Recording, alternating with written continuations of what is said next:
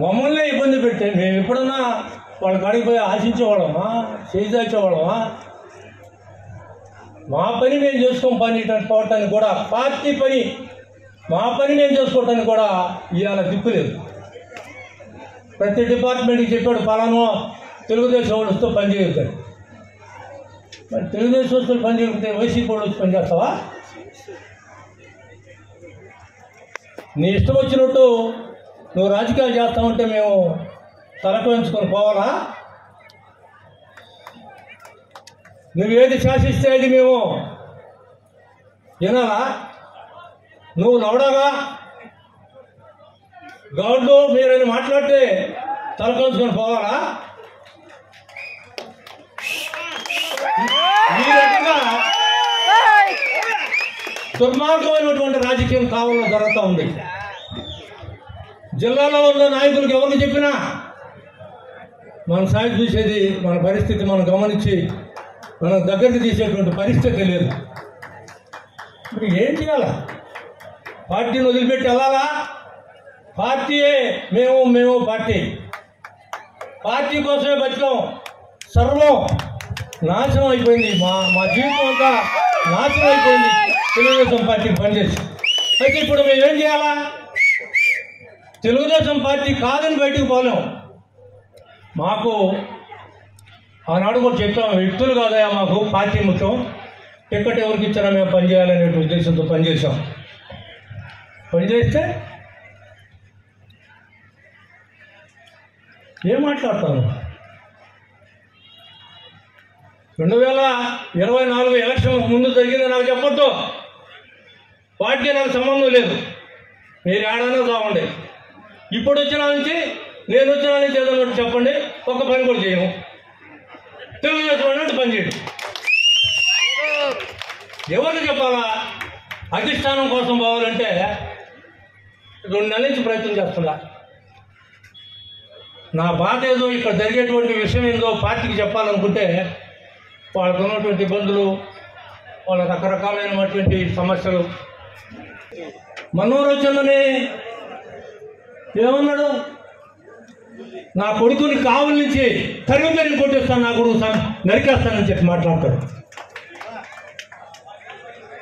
ఇలాంటి వ్యక్తులతో రాజకీయాలంటే ఇలాంటి వ్యక్తులు ఏ పార్టీలో కూడా రాజకీయాల్లో ఉండకూడదు, ఉండించకూడదు. అది పార్టీ సిద్ధాంతం.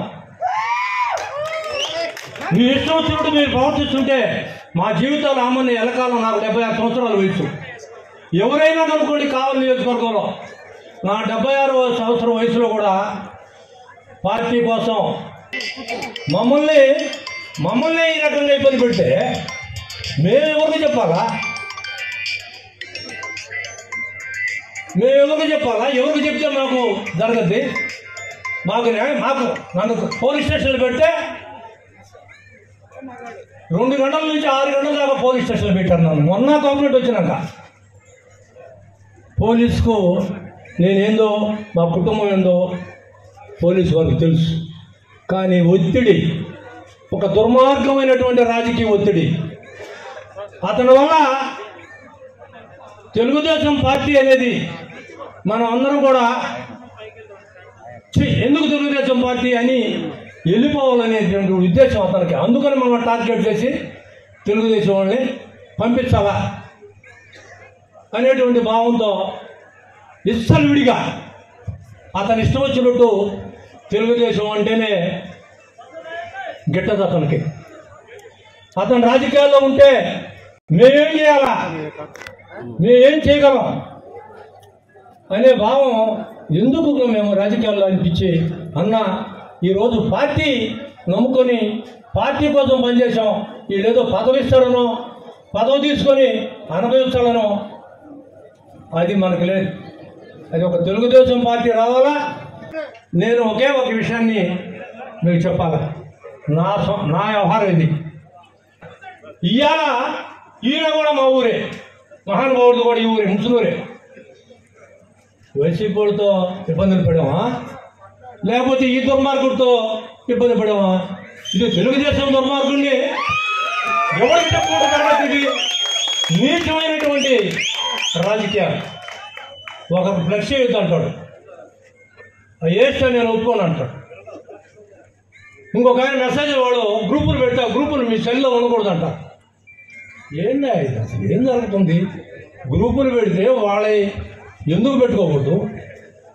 ప్రభాకర్ రెడ్డి ఫ్లెక్స్ కావులు వేయకూడదు, బిఎంఆర్ ఫ్లెక్స్ కావులు వేయకూడదు.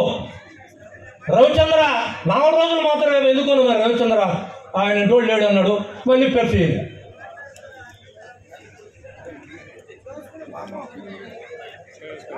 కాబట్టి చాలా విషయాలు ఉన్నాయి చెప్పాల్సినవి. మా కుటుంబం భేదావాళ్ళు వాళ్ళతోటే నేను పనిచేసా. నాకు మస్తానా అంటే నాకు కొండపనాయుడితో సమానం. ఎవరిని చెప్పినా ఏ పార్టీలోకి ఆయన పోయినా నేను మస్తానాయికి అంటే నాకు మంచి అభిమానం. వారు చాలా మంచి గుణం కలిగిన వాళ్ళు. రవిచంద్ర కూడా ఒకరిని ఇబ్బంది పెట్టి ఒకరిని ఏదో చేయాలా అన్నటువంటి రాజకీయాలు కావాలో చేయరా. 15 సంవత్సరాలు వాళ్ళతో మేము పనిచేస్తే ఒక్క చిన్న మాట లేదా, ఒక చిన్న మాట నా లవడాగా పో బయట.